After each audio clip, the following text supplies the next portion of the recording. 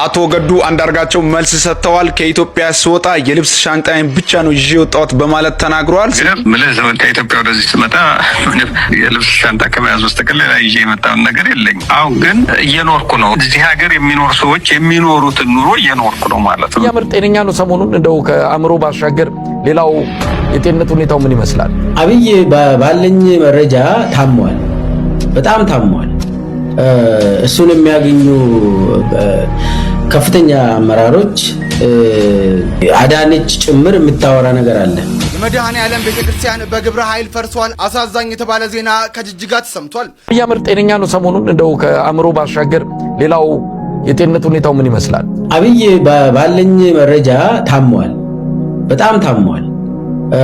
እሱን የሚያገኙ ከፍተኛ አመራሮች አዳነች ጭምር የምታወራ ነገር አለ። አንዳንድ ሚኒስቴሮችም የሚያወሩት ነገር አለ። ሰውን ማግኘት አይፈልግም፣ ካገኘም ይቆጣል፣ በጣም ይነጫነጫል፣ ይሳደባል እና ሰው እሱን እንዲያዩ አይፈልግም። ስለዚህ የሆነ ኦን ሜዲኬሽን ነው ያለ። አብይ መድኃኒት እየወሰደ ነው ባለኝ መረጃ።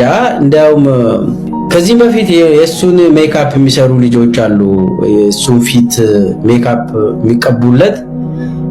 በተለይ የሴፉ ፋንታውን ወንድም እሱ ስራ የሚሰራለት ልጅ አለ። አሁን ትንሽ እሱንም እየሰራ ስልጣንም አግኝቷል እና እነሱ የሚያወሩት ነገር አለ። በጣም ሲሪየስሊ እንደታመመ ፊቱ ራሱ ሜካፕ ሁሉ መቀበል እየቻለ አይደለም እያሉ ያወራሉ። ከዚህም በፊት ደግሞ በጣም በሽተኛ ነው። ጭንቅላቱ በስተጀርባ የሆነ እንደ ኢት ነገር ይሁን የሆነ ነገር ነበርበት። ከዛ በየ6 ወር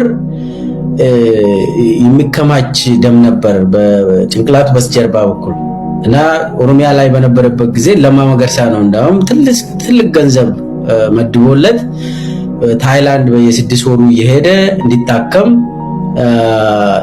የሚያደርገው ሲያግዘው የነበረው ለማ ነው እና ከዛ በኋላ የሆነ ጊዜ ኦፕሬሽን እንደተደረገ ሰምቻለሁ። እና ኤግዛክትሊ ምንድነው እሷውን እየታመመ ያለው የምለውን አላረጋገጥኩም። ግን ደግሞ እኔ የሚያውቀው የጭንቅላት በሽታ እንዳለው እኔ ያውቃለሁ። በጣም የናርሲሲስት ስለሆነ ሁሉንም ነገር ስለሚፈራ በጣም በህልሙም ሊገሉኝ ነው ብሎ የሚጮው ሰው ነው። ትናንት ማታ ሊገሉኝ አስቦ ክላሽን እና ልጆችን እንትን አቅፌ ነው ያደርኩት ብሎ ያወራል እሱ ራሱ እና በጣም ይፈራል። በጣም ስለሚፈራ እስከ የሳይኮሎጂስቶች ትንተና ምንድነው የምለው ሃሉሲኔሽን የሚባል አለ። ሃሉሲኔሽን የሌለውን አለ ብሎ የሚያሳይ ሰው የማይሰማውን አንተ ትሰማለህ፣ ሰው የማያውን አይቴ ትፈራለህ። ይኸው ሊገሉኝ እዛ ጋር ቆመዋል ብለህ ታያለህ። ሰው ግን ሌላ ሰው አያይም። አንተ ግን የሆነ ድምፅ ሰማለው እኮ ምን ሆናችሁ ነው? ይኸው ክው እያደረገ ነው ሊገቡ ነው ምናምን ብለህ ትጮዋለህ። ያ እንደዛ አይነት ችግር ያለባቸው የሳይኮሎጂ የሃሉሲኔሽን ችግር ያለባቸው አብይ እንደዛ አይነት ሰው ነው። ቤተመንግስት ውስጥ ሊገሉኝ መጥተዋል ገብተዋል እኮ አይቻለሁ ብሎ የሚያወራ ሰውዬ ነው። እና ለዛ ብሎ ደግሞ ቤተመንግስቱ ራሱ እንደገና ግቢው 3 አጥር እንዲኖረው አደረገ። ይሄ በሽተኝነት ነው። በኃይለማርያም ደሳለኝ ጊዜ በመለስ ጊዜም 1 አጥር ነበር እና አልቀየሩትም። ምንም የሚፈሩት ነገር የለም። እዛ የሚጠብቀው መከላከያ አለ። ግን ይሄኛ ምንድነው ያደረገ? ያንን አፈረሰ። 3 አጥር ነው ያደረገ። ከዛ ወደ ውስጥ ገብተ ደግሞ ቢሮው ራሱ በራሱ አሻራ ብቻ ነው የምትከፍተው። በአብይ አሻራ ብቻ ነው የሚከፈተው የአብይ ቢሮ። ይሄ ማለት እኮ ጽዳት ሰራተኛውን የራሱን ሰራተኛ የራሱን ደህንነቶችን አያምንም ማለት ነው፣ ይፈራል ማለት ነው። ሊገሉኝ ነው ብለው አንድ ነገር ልንገር የሱ በሽተኛ መሆኑን አንድ ልጅ ወንድ የሚባል የሪፐብሊካን ጋርድ ውስጥ የነበረ በጣም የሚታወቅ ረዘም ያለ ልጅ አብይ ጠባቂ የነበረው እንደ ቱካንዶ ምናምን የተማረ ምናምን ከዛ ወስዶ ነው ሪፐብሊካን ጋርድ አድርጎ እሱ ጠባቂ ዋና ኃላፊ ያደረገው አብይ እና ልጁ በጣም ምስኪን ልጅ ነው። ይሄ ልጅ በጣም አብይን ይወዳል። እኔ በጣም አውቀዋለሁ። እና ይሄ ወንዴ በሱ ስር አብይን የሚጠብቁ ልጆች አሉ። የሆነ ቀን በህልሙ አብይ በህልሜ አንተ እየገደልከኝ ነው ልትገለኝ ነው አሜን በህልሜ ያየሁት ልትገለኝ ነው ለምንድን ነው የምትገለኝ ወንዴ ብሎ ወንዴን ጠርቶ አብይ ይሄንን ልጅ ያስፈራራዋል። እረ ልጁ ደግሞ እኔ እሱን ብሞት ይሻለኛል አለ። ያ ልጅ ይሄንን አላሰብኩም። አሳዛኝ ዜና በጅጅጋ ከተማ የመድኃኔዓለም ቤተክርስቲያን በተደራጁ ሰዎች ጥቃት ሙሉ በሙሉ መፍረሱን የሶማሌ ሀገረ ስብከት አሳወቀ። በሶማሌ ሀገረ ስብከት ጅጅጋ ከተማ የሚገኘው የመድኃኔዓለም ቤተክርስቲያን የተደራጁ አካላት ሙሉ በሙሉ ህንፃ መቅደሱን በማፍረስ አውድመውታል። ይህም ድርጊት ሲፈጸም የሚያሳይ የቪዲዮ ምስል የሶማሌ ሀገረ ስብከት በገጹ ላይ የለቀቀ ሲሆን የክልሉ መንግስት ህግን እንዲያስከብርም ጠይቋል። ኦዱ ገዲሲሳ መጋላ ጅጅጋቲ መነክርስታና መድኃኔዓለም ገሬ ጉርማአኒን ጉቱማቲ በርበዳኡ ኩታለለ ቢቻ ቤክሲሴራ ጉርሙን ጉርማኤ ቡልቺንሰናኖ ሶማሌ መጋላ ጅጅጋቲ በተስካነ መድኃኔዓለም ጉቱማ ጉቱቲ በርበደይ ሰኒቲ ጅሩ ኩታለለ ቢቻ ቪዲዮ ጎቸ ከነ አገርሲሱ መጠንሱን ሞቱማ ናኒቻ ሴረ ከነ አከከበቺሱፍ ዋሚቸ ኤሴቲ ጅራ ኦዴፈኖ ወይቷ ፋርሜ ሚዲያ ላይክ ፎሎ ጎዳ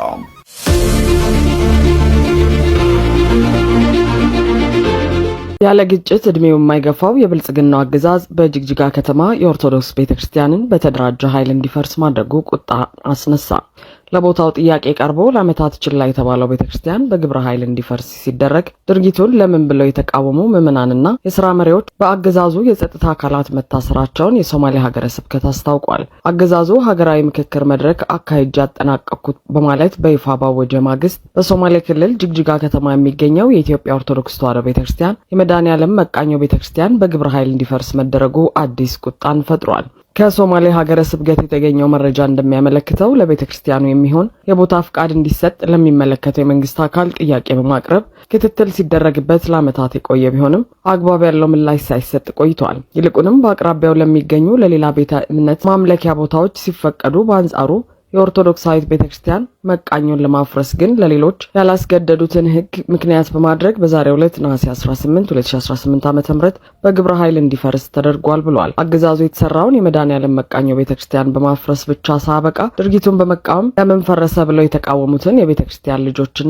የሥራ መሪዎችን ማሰራቸውን የሀገረ ስብከቱ መረጃ ሰጪ አካላት አረጋግጠዋል። ይህ በእንዲህ እንዳለ አገዛዙ በአንድ በኩል ለሌሎች ቤተ እምነቶች መብት የሰጠ በመምሰል በዝምታ ያለፈ፣ በሌላ በኩል ደግሞ የኦርቶዶክስ ተዋሕዶ ቤተክርስቲያን መቃኞን ግብረ ኃይል እንዲፈርስ ማድረጉ በአካባቢው በሚኖሩ የተለያዩ የሃይማኖት ተከታዮች መካከል አደገኛ የሃይማኖት ግጭትና የህዝብ ለህዝብ ፍጥጫ ለመፍጠር ያለመ አደገኛ ሴራ መሆኑ በሰፊው ጎልቶ ወጥቷል። የአካባቢው ነዋሪዎች እንደሚሉት አገዛዙ የገጠመውን ህዝባዊ እምቢተኝነትና የፖለቲካ ክስረት ለመሸፈን ሲል በየአካባቢው የሃይማኖትና የእምነት እሳት በመለኮስ ህዝብን እርስ በርስ በማጋጨት ላይ ተመሰረተ እኩይ አካሄድ እየተከተለ ይገኛል። ይህም አገዛዙ በአካባቢው የሃይማኖት ግጭት ለማንሳት እያደረገ ያለው እኩይ እንቅስቃሴ የምዕመናኑንና የመላው ህዝብን ቁጣ አቀጣጥሎታል። በቅዱስ ስፍራ ላይ የፈጸሙትን ድፍረት ከዚህ ቀደም ይፈጸም እንደነበረ ሁሉ ዛሬም በግልጽ አድርገውታል። ይህ ድርጊት የማን ቤተክርስቲያን ነው? የደብረ መድኃኔዓለም ቤተክርስቲያን ነው። ጅጅጋ ከተማ የሚገኘውን ነው። ጣራ ላይ ወድቀው ወጥተው ሁሉ እያፈራረሱት ነው። አጠቃላይ የሚገኘው የፍትህ አካላት ሌሎች ነገር ምንም ነገር እስካሁን የሉም። ለአቶ ሙስጠፌ ካሁን በፊት በዚህ በኩል ጥሩ ስም ነበራቸው። የሆነ ወጣቶች በአብዲላ ያቃጠሏትን እርምጃ በመውሰድ አሳምረው ቤተክርስቲያን አሰርተው ነበረ። አሁን ጫና ተፈጥሮባቸውም አይታወቅም። እንዴት እሳቸው የሚያስተዳድሩት ክልል ወይ ከተማ ያውም ጅጅጋ ላይ ማለት ነው የዚህ አይነት ነገር መደረጉ በጣም አሳዛኝ ነው። የቤተክርስቲያን አባቶች መቼም ብለን አንጣራም። ተደጋጋሚ ጥሪ አድርገናል። የማያባራ ጥቃት በኦርቶዶክስ ቤተክርስቲያን ላይ በአማራው ህዝብ ላይ አሁንም በብልጽግናው አገዛዝ ተባብሶ መቀጠሉን ብቻ ህዝቡ ይመልከተው እንደ መረጃ ያቀርብ ለማለት ነው። በጣም የሚያሳዝን ነገር ነው። ያው የመጀመሪያ ጊዜ አይደለም። አሁን ሁለት ነው እንግዲህ በብሔር ደረጃ ጫካ ድረስ ገብተው የሚያወድሙት ያው አማራና ኦርቶዶክስ የሚባል ትርክት አለ።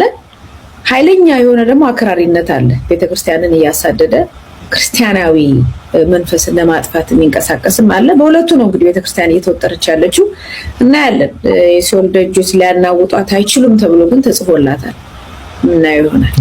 በዚህች ሀገር ላይ የሃይማኖት ጦርነት ያልተነሳው እናንተ ሳትተነኩሉን፣ እናንተ ሳትገሉን፣ እናንተ ቤተክርስቲያናችንን ሳታቃጥሉብን ቀርታችሁ ሳይሆን የኛ ዝምታና ትዕግስት ይዞን ነው አሁን እስካሁን ድረስ በሰላም በዚህ ሀገር ላይ እየኖርን ያለ ነው። ጅጅጋ ላይ የመድኃኔዓለም ቤተክርስቲያን ጉልላት ፈረሰ የሚል ዜና ወጣ እና ምን ይሆን? ምን ይደረግ ታዲያ? በዚህ ዝላልነታችን ከየቤታችን ገብተው አንድ ባንድ እያወጡን ባያርዱ ነበር የሚገርሙ። በዚህ ልክ ቤተክርስቲያን ስትደፈር አባቶች ዝም እያሉ ምዕመኑ እንዝላሉ ነው ግድ የለሹ ነው ምንም ሳይሰራ ቁጭ ብሎ ያላዘናል። እና ምን ያደርጉ እነዚህ ሰዎች? ቤተክርስቲያንን አይደለም መቃኞ ቤተክርስቲያንን ጉልላት ማፍረስ አይደለም አርሲ ለቤተክርስቲያን አቃጠሉ። ምን ተባለ? ምንም አልተባለም። ሄደው ሰንጋ አርደው ምናምን መጡ። ሲኖዶስ የሚባሉት ማለት ነው። እና አሁን ቤተክርስቲያን መቃጠል አይደለም አንድ ባንድ ጳጳሶቹን አውጥተው ቢያርዷቸውስ ምን ይሆን ብለን እንድንጫጫ ነው? ከዚህ በላይ ምን ይባል? ምን ያደርጉ እነዚህ ሰዎች? እኛ እንድንነሳና እኛ የራሳችን እርምጃ እንድንወስድ እነዚህ ሰዎች ከዚህ በላይ ምን ያደርጉ? ቤተክርስቲያን አቃጠሉ፣ ክርስቲያኖችን አረዱ፣ አላሁ አክበር እያሉ ስንቱን ፈጁት። አሁን ደግሞ ጉልላት በዚህ መልኩ እያፈረሱ ካገኙም ደግሞ ቤተክርስቲያኖችን ለመቃጠል ተነሱ እና ምን ይሆን? ምን ይደረግ? የኛ ዝምታ አይደለም እንኳን ቤተክርስቲያን ማፍረስ ቅርና ገና አንድ ባንድ ቤተክርስቲያኑን እየዞር ቢያነዱት ምንም እንደማናመጣ አወቁ። ክርስቲያኖችን አርደው የልብ ተረታችንን ለኩን፣ ምንም አላደረግንም። ቤተክርስቲያን አቃጥለው የልብ ተረታችንን ለኩን፣ ምንም አላደረግንም። አሁን ደግሞ ይኸው በጠራራ ፀሐይ መንግስት አለ ተብሎ በሚታሰብበት ሀገር የቤተክርስቲያንን ጉልላት በዚህ መልኩ ሲያፈርሱ አዩና የልብ ተረታችንን ደግሞ ይለኩታል። አንድ ሳምንት እንጫጫና ዝም እንላለን። ምን ወስደው አጸፋዊ እርምጃም ደግሞ የለም። እነዚህ ሰዎች ታዲያ ምን ያደርጉ? ቤተክርስቲያን ተቃጠለ፣ ጉልላቷ እንደዚህ አለ፣ አባቶች ታረዱ፣ ምዕመናን ተገደሉ ብላ ምን ትጮት? በእናንተ ዝላልነት የተፈጠረ ችግር ነው እንጂ ክርስቲያኑ ራስ ወዳድን ዝላል ሞትን የማይፈራ ስደትን የማይፈራ እስርን የማይፈራ እንግልትን የማይፈራ የሚደፍር ክርስቲያን ቢኖር ኑሮ የአንድ ቤተክርስቲያን መቃጠልና ጉልላት መፍራስ አይደለም የአንድ ክርስቲያን ሞት ሆ ብሎ እንድንነሳ ምክንያት ይሆነን ነበረ። አሁን ግን ምንም ነገር ቢያደርጉ እንዳይደንቃችሁ፣ ማንም ምንም አያደርጋቸውም፣ ማንም እርምጃ አይወስድባቸውም፣ አጻፋዊ ምላሽም አይሰጣቸውም። ስለዚህ የፈለጉትን እያደረጉ ይቀጥላሉ። እናንተም ትመጡና እዚህ ላይ ትንጫጫላችሁ። ሰራም አንሰራም፣ አንነጋገርም፣ አንደራጅም፣ አጻፋዊ መልስም አንመልስም። ይሄ ንግግር ደግሞ ጭራሽ እኔ ጥፋተኛ ሆኜ ጦርነት ቀስቃሽ ተብዬ ደግሞ ነገ ደግሞ እዚህ ላይ ተለጥፌ ታዩኛላችሁ። ምንም የምናመጣው ጉዳይ የለም ማለት ነው። አቅም እያለን ሀገራችን ላይ ሆነን ቤተክርስቲያን ይዘን በዚህ ልክ ተዋርደን የማንም ኩታራ ንፍጡን ያልጠረገ ሰው መጫወቻ መሆናችን በጣም ያሳዝናል። ይህችን ቤተክርስቲያን ታላቅነት ያስናቅናት አባቶች የሚባሉ ወንበሩን ይዘው ያሉ ግን ደግሞ እንደ ጣዖት ቁጭ ብሎ የሚደረገውን ነገር ሁሉ ከኛ ጋር ፍጥጥ ብለው እኩል የሚመለከቱ ለሆዳቸው ለስጋቸው ያደሩ ሞትን የፈሩ ለምዕመኖቻቸው ብለው ምንም አይነት ዋጋ መክፈል የማይፈልጉ ተይዘን ነው እንደዚህ ሆነ ነው ብሎ ይናገራሉ። እና አቡነ ሚካኤል ዘጎሬ እና አቡነ ጴጥሮስ አዲስ አበባ ላይ የተሰዉት ምንም የሚይዛቸው ነገር እኮ ሳይኖር ቀርቶ አይደለም። የሚያዘውን ነገር በጣት ሰው ወጥተው ምንም ነገር ይቅርብኝ ብለው ሀገርና ሃይማኖት ቤተክርስቲያን ትቀድማለች ብለው ነው ሁሉን ተጋፍተው አንገታቸውን ለሰይፍ ግንባራቸውን ለጥይት ደረታቸውን ለጦር የሰጡት እኮ ይሄን ሁሉ ነገር ተቋቁመው ነው። አሁን ግን ያወሩ ጳጳስ ምን ይላል? ቁጭ ብሎ ጫና አለብኝ በዚህም በዛም ስራ አለብን በዚህ ይሄ እኮ ነው ስራችሁ የነበረ። ቤተክርስቲያን በዚህ ልክ በማን ክፍለ ጊዜ ተዋረዳለች? አሁን በእናንተ ጊዜ ነው ተዋረደችው። በእኛ በምዕመናኑ ዝላልነት ፍራቻ በአባቶች ዝምታ ምዕመናን ታርደዋል፣ ቤተክርስቲያን ተቃጥላለች፣ ውርደቱ ገና ይቀጥላል። አንድ ነገር ግን ማወቅ ያለባችሁ ነገር ቢኖር እናንተ እንዲህ ቤተክርስቲያን የምታቃጥሉና ጉልላት የምታፈርሱ ሰዎች እኛ ብዙ ነን ብላችሁ እስላሞች እዛ ሀገር እንበዛለን ብላችሁ ይሄንን ተግባር ብታደርጉ ክርስቲያኖች የምንበዛበት ብዙ ቦታ አለ። ሀገሪቱ ግማሹ ህዝብ ክርስቲያን ነው። ይሄንን ወቁ። አንድ ቀን የተነሳን ጊዜ 24 ሰዓት አትፈጁብንም። እናንተ ቢያንስ ትዕግስታችንን እንደ ፍራቻ አትቁጠሩብን። በዚህች ሀገር ላይ የሃይማኖት ጦርነት ያልተነሳው እናንተ ሳትተነኩሉን፣ እናንተ ሳትገሉን፣ እናንተ ቤተክርስቲያናችንን ሳታቃጥሉብን ቀርታችሁ ሳይሆን የኛ ዝምታና ትዕግስት ይዞን ነው አሁን እስካሁን ድረስ በሰላም በዚህ ሀገር ላይ እየኖርን ያለ ነው። ይሄንን ወቁ። ትዕግስት ፍራቻ አይደለም። ለእናንተ ጥቂት ሰዓታት ይበቃልኝ። ይሄንን ስላልፈለግን ነው እየበደላችሁን፣ እየገፋችሁን፣ እየገደላችሁ፣ እያቃጠላችሁን ዝም ብለን ትዕግስትን መርጠን ቁጭ ያልነው። ግን ይሄ ዝምታና ይሄ ትዕግስት የተሰበረ ጊዜ ህዝቡ የነቃና የተደራጀ ጊዜ እናንተ በፊታችን ማስቆሙ ትቢያና አመድ መሆናችሁን ማወቅ መቻል አለባችሁ። ሙስሊም የሚበዛበት ሀገር እንዳለ ሁሉ ብዙ ክርስቲያኖች የሚበዙበት ሀገርም ክልልም እንዳለ እወቁ። እናንተም ክርስቲያኖች ብትደራጁ ባትተኙ አንድ ባንድ እየገቡ ከቤታችሁ እስኪያድሯችሁ ድረስ ባትጠብቁ መልካም ነው ላለው። በአንድ ሳምንት ውስጥ ባዮ ላይ ባለው ሊንክ እየገባችሁ ወይም ደግሞ ዲሲ አክቲቭ እያላችሁ ሰርች እያደረጋችሁ ከ3000 ሰብስክራይበር በአንድ ሳምንት ውስጥ 10000 ሰብስክራይበር እንድታስገቡልኝ በሉል እግዚአብሔር ስም ጠይቃችኋለሁ። መቼም እንደማታሳፍሩኝ ተስፋ አደርጋለሁ። ብዙ ትምህርቶችን በዛ ላይ ለመልቀቅ ዝግጅቶችን ስለጨረሱ ያን ደግሞ እይታ እንዲኖረው የእናንተ እገዛ ያስፈልገኛል። አሁን እየገባችሁ ሰብስክራይብ እያደረጋችሁ 10000 አስገቡልኝ። ከቻላችሁ ከዛ በላይ ማድርጉትኝ፣ ግን እቺን በአንድ ሳምንት ውስጥ እንድታደርጉልኝ እጠይቃችኋለሁ። ከዛ ባሻገር ደግሞ ሰብስክራይብ ያደረጋችሁ ሰዎች በዚህ ቪዲዮ ላይ እየመጣችሁ ኮሜንት ላይ ደን እያላችሁ ጻፉልኝ። አመሰግናለሁ። ይቆየን። ሰርቆ ከመክበር ሰርቶ መቸገር ይሻላል ሲሉ አቶ ገዱ አንዳርጋቸው በሰሞነኛ ጉዳይ ላይ ለቀረበላቸው ጥያቄ ምላሽ ሲሰጡ ተናግረዋል። ስልጣን ላይ ያሉ ለምን ሀብት አላፈሩም ተብለው ሲጠየቁ ከህዝብ ሀብት ሰርቆ ለግል ጥቅም ማዋል ከህግም ከሞራልም ስህተት ነው ሲሉ አቋማቸውን ገልጸዋል። በአሁኑ ወቅት በዲሲ አካባቢ ፓርኪንግ ላይ የሰሩ የሚገኙት የቀድሞ ከፍተኛ ባለስልጣን ራሴን በላቤ ያስተዳደርኩ በመሆኑ ኩራት እንጂ ውርደት አይሰማኝም ብለዋል። ይህ ምላሽ በሙስና ለተዘፈቁ ባለስልጣናት ትምህርት ይሆናል ወይስ ራሱን የቻለ አሳዛኝ ክስተት ነው? እናንተ ምን ትላላችሁ? ኮመንት ላይ ሀሳባችሁን አስቀምጡልኝ። አዲስ ከሆናችሁ ደግሞ ፎሎ ማድረግ እንዳይዘነጋ። አቶ ገዱ አንዳርጋቸው መልስ ሰጥተዋል። ከኢትዮጵያ ስወጣ የልብስ ሻንጣዬን ብቻ ነው ይዤ የወጣሁት በማለት ተናግረዋል። ከኢትዮጵያ ወደዚህ ስመጣ የልብስ ሻንጣ ከመያዝ በስተቀር ሌላ ይዤ የመጣውን ነገር የለኝም። አሁን ግን እየኖርኩ ነው። እዚህ ሀገር የሚኖሩ ሰዎች የሚኖሩትን ኑሮ እየኖርኩ ነው ማለት ነው፣ እየሰራው። እንግዲህ እንደ ሰው ሊለያይ ይችላል። በምልህ ህገወጥ እኮ ነው። ያ እንድታስተዳድር ነው የተሰጠህ እንጂ ለግልህ ጥቅም ልታውለው አይደል። አቶ ገዱ አንዳርጋቸው በንግግራቸው ከኢትዮጵያ ስወጣ የልብስ ሻንጣዬን ብቻ ነው ይዤ የወጣሁት።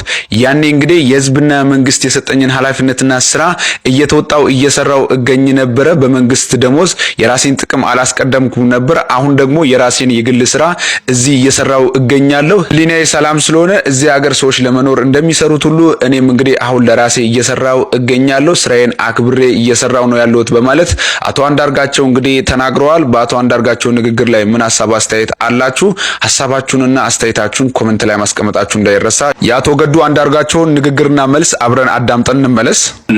ማለት በዛ የምሰራበት ጊዜ መንግስት ደሞዝ ይከፍለኛል። የሚከፈለኝ እንደሌላው መንግስት ሰራተኛ አለ። ከዛ በተረፈ ህዝብና የሀገርን ገንዘብ መውሰድ ከህግ አኳያም ትክክል አይደለም፣ ከሞራል አኳያም ትክክል አይደለም። እኔ ደጋግሜ እንደማነሳው በኢህአዴግ ውስጥ ስቆይ የሆነ ለውጥ እንዲመጣ በህብረተሰብ ደረጃ በአኗኗር ደረጃ እንዲመጣ የምፈልገው ዓላማ ነበረኝ፣ የማምንበት። ያን ዓላማ ለማሳካት ነው ስረባረብ የኖርኩት እንጂ የግል ኑሮ እንዴት አድርጌ ነው ከፐብሊክ ሪሶርስ ከህዝብ ሀብት ወስጄ ብዬ አስቤውም አላውቅም። ያንን አለማሰቤ ደግሞ አሁን ጤናማ አስተሳሰብ ማለት ይሄ ንጹህ ህሊና እንዲኖረኝ አግዞኛል። አሁን በዚህ የምሰራውን ስራ እንደው ሌላው ሰው የተለያየ ስያሜ ሊሰጠው ይችላል። ለእኔ ክብር ነው የሚሰማኝ። ከዛ በተረፈ ግን እኔ የአማራ ወንድሞቼ እህቶቼም ይሁን በጠቅላላ የኢትዮጵያ ህዝብ መጨነቅ ያለበት እዛ ሀገር ቤት ላለው ህዝብ ነው።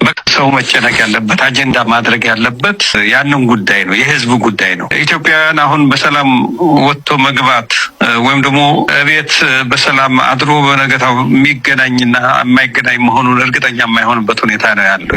የቀድሞ የአማራ ክልል ፕሬዝዳንትና የሀገሪቱ ውጭ ጉዳይ ሚኒስቴር የነበሩት አቶ ገዱ አንዳርጋቸው በአሜሪካ እንግዲህ ፓርኪንግ ሲሰሩ የሚያሳይ ምስል ወይም ደግሞ ይህ ምስል መነጋገሪያ ሆኖ ነበረ። ነገር ግን እንግዲህ አሁን ለዚህ ጉዳይ መልስ ሰጥተዋል። የብልጽግና ደጋፊዎች በአቶ ገዱ አንዳርጋቸው ላይ ለመሳለቅ ያደረጉትን አሳፋሪ ሙከራ ተከትሎ በሁኔታው ያዘኑ ኢትዮጵያውያን ለአቶ ገዱ የገንዘብ ድጋፍ ለማሰባሰብ ቢያስቡም አቶ ገዱ ግን እኔ ድጋፍ አያስፈልገኝም፣ የህልውና ትግሉን ደግፉ የሚል ምላሽ ሰጥተዋል። አቶ ገዱ በአሜሪካ ፓርኪንግ ሲሰሩ የሚያሳይ ቪዲዮ የቀረጹ የብልጽግና ተላላኪዎች ስራን እንደ ውርደት በመቁጠር ቪዲዮውን ተመልከቱ፣ አቶ ገዱ ተዋረዱ በሚል ርዕስ ቢያሰራጩትም ከብዙሃኑ ኢትዮጵያውያን የሚያዋርደው እንደ አቶ ገዱ ፓርኪንግ መስራት ሳይሆን እንደ ብልጽግና ሹሞች መስረቅ ነው የሚል ምላሽ ተሰጥቷቸዋል። ከተራ የብልጽግና ካድሬዎችና ከጉምሩክ ሰራተኞች አንስቶ እስከ ሹሞች ድረስ በውጭ ሀገራት ቪላ በሚገነቡበትና ሚሊዮን ዶላሮችን በሚዘርፉበት ሁኔታ በአገሪቱ ከፍተኛው የስልጣን እርከን ላይ የነበሩት ገዱ አንዳርጋቸው ዝቅ ብለው መስራታቸው በስልጣን ዘመናቸው ሀገራቸውንና ህዝባቸውን ያልዘረፉ ንጹህ ሰው መሆናቸውን የሚያመላክት ነው ተብሏል። ይህም ቪዲዮ የለቀቁ ሰዎች ስራ ሰርቶ ከሚኖር አንድ ከፍተኛ ባለስልጣን ከነበረ ሰው ይልቅ የህዝብን ሀብት ዘርፎ ዱባይ ላይ ቪላ በመግዛት የሚንደላቀቅ ባለስልጣንን አክብረውና አድንቀው የሚኖሩ ባዶ ጭንቅላቶች ናቸው ሲሉም በርካቶች አስተያየት እየሰጡ ነው። እግዚአብሔር ይመስገን ፓርኪንግ እየሰራውን በኩራት ደስተኛ ነኝ። ማሰብ ያለባችሁ መጨነቅ ያለባችሁ አጀንዳም መሆን ካለበት ወጥቶ መግባት ላቃተው የኢትዮጵያ ሕዝብ እጅግ በጣም ለተሰቃየው ለእናንተ ለኢትዮጵያ ሕዝቦች አስቡ እንጂ በዚህ ሰዓት ለኔ መጨነቅ የለባችሁም የዶክተር ገዱ አንዳርጋቸው ንግግር ነው። እጅግ የሚከፋኝ ስደተኛ መሆኔ እንጂ አሁን ያለውበት የኑሮ ደረጃ አይደለም። ኢትዮጵያ ውስጥ እያለው በስልጣን ላይ በነበርኩበት ዘመን ሕዝብን ለማገልገል እንጂ የራሴን ቤተሰብ ራሴንም ለመደጎም ያረኩትን ጥረት የለም ማድረግም አይገባኝም። ሕግም ቢሆን በህሊናም ተጠያቂ ያደርጋልና ይህንን አላደረኩም። በዚህም ደስተኛ ነኝ። ስለኔ ማሰብ አይገባችሁም ብለዋል። ልቁንም ለኢትዮጵያ ለእናንተ አስቡ፣ ነገሮች ተስተካክለው ወደ ሀገሬ የምገባበት ቀን ይናፍቀኛል። ያም ሆነ ግን አሜሪካ እስካለው ድረስ ሲስተም ውስጥ ገብቼ መስራት አለብኝ። ለዚህም ራሴን ለማስተዳደር ፓርኪንግ መስራት የሚያኮራኝ እንጂ የሚያሳፍረኝ አይደለም ብለዋል። እናም የሀገር ሰው እኚህ ሰው በአንድ ወቅት ቲም ገዱና ቲም ለማ ተብሎ ለኢትዮጵያ ለውጥ ብዙ የሰሩ ናቸው። አሁን ባሉበት ሀገር የሚሰሩት ስራ ብዙዎቹ ማሾፊያ አድርገውታል፣ ብዙዎቹ መሳቂያ አድርገውታል። ነገር ግን የሚያሾፍብንና የሚሾፍበትን ለይተን እንወቅ። ይህ የሚኖር ህይወት ነው። ሰላም